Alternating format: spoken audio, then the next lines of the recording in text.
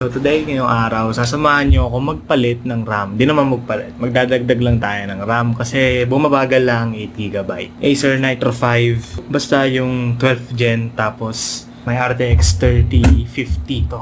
So since base model to, 8GB lang yung RAM ko. So ngayon, dadagdagan natin.